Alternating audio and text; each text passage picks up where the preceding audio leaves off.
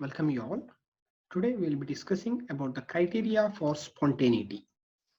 We know what is spontaneity. Spontaneity is nothing but or a spontaneous reaction. Let's say spontaneous reaction, which is nothing but a reaction which is happening without an external stimulus, because which means it is happening on its own. It is spontaneous. Okay. So the spontaneity is related to delta G, which is also known as free energy, or here we can call it free energy change or change in free energy.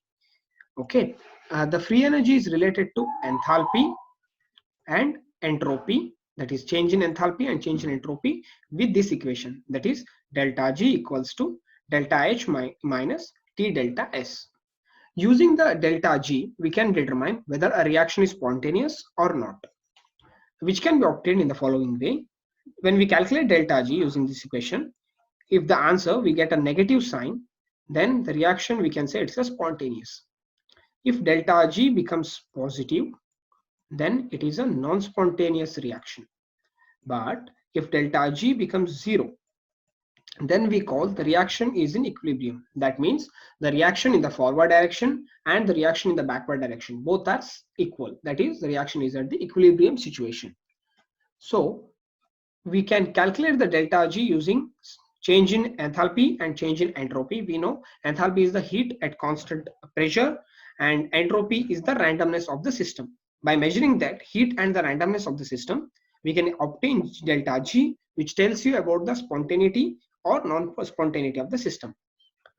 There are different conditions and different signs of delta H and delta S, which determines this value, which is summarized in this particular table. Let's take one by one.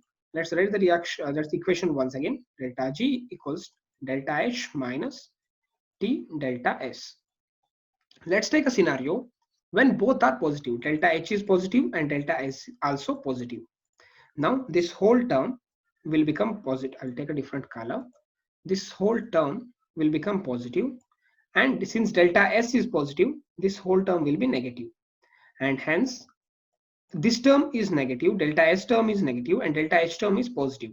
So when we have a higher temperature, when the temperature rises,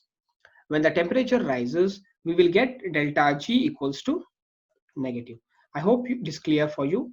Both when the delta H and delta S are positive, the term containing delta H will become positive naturally, and this term minus T delta S will also be positive because delta S is positive. For this term to be bigger than this, we need temperature to be higher. If temperature is higher, delta G is negative, reaction will be spontaneous. If temperature is lower, then delta G will be positive and reaction will be non-spontaneous. This is one condition when both are positive, which is shown here. When both are positive at lower temperature, reaction is non-spontaneous. I hope this is clear now why. And when both are positive, another condition, at higher temperature, when T is higher, T delta S term is higher, the negative part is higher than positive, reaction will be spontaneous. Let's see next criteria, that is, I just let me rub this.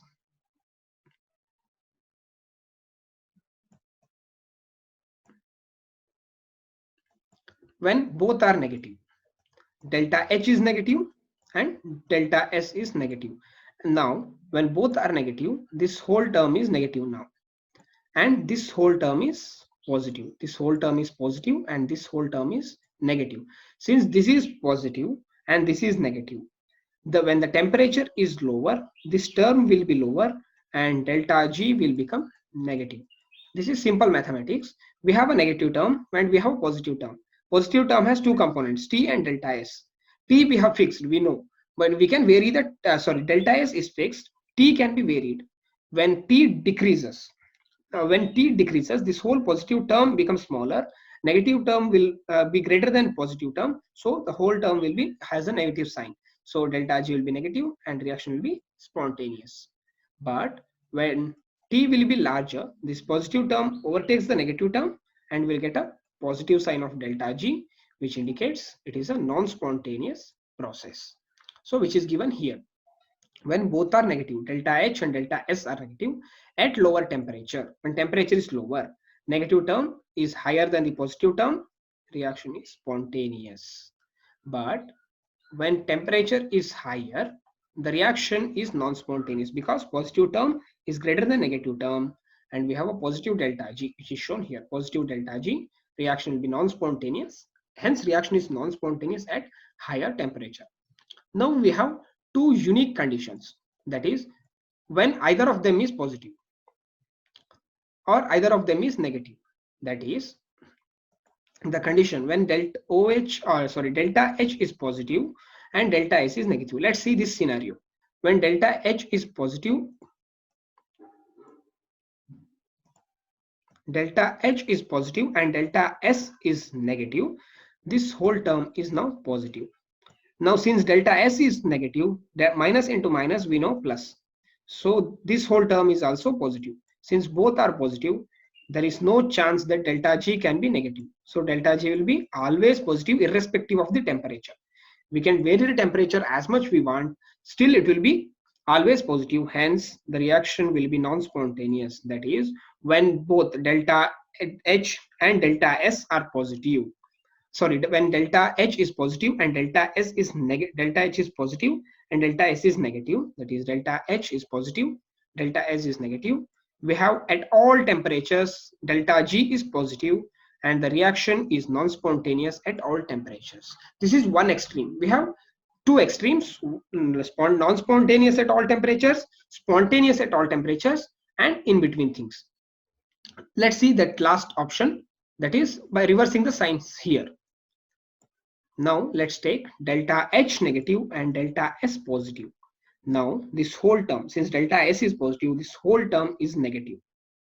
This whole term, T delta S term is negative and delta H term is also negative.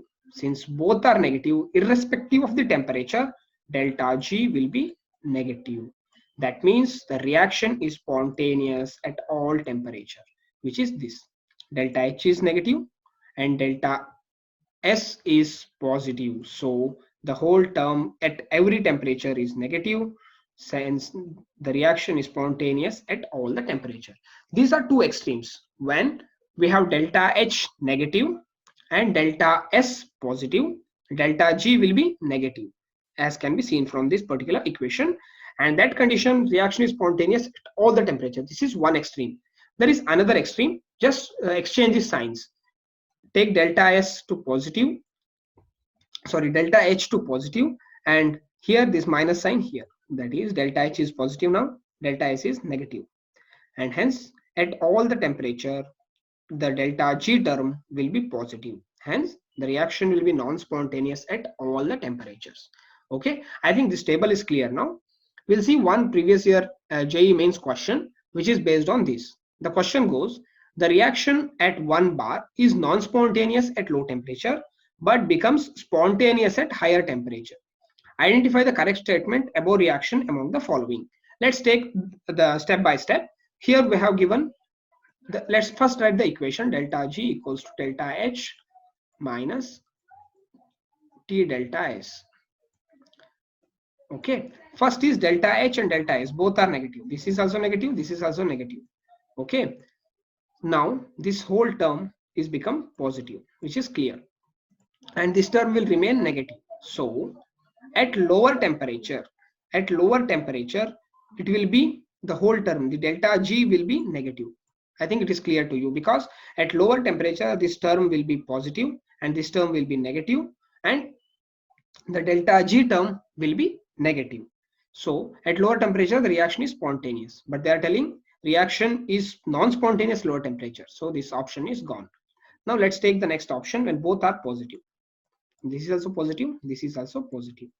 Since this is positive, this whole term will remain as negative and delta H will become positive.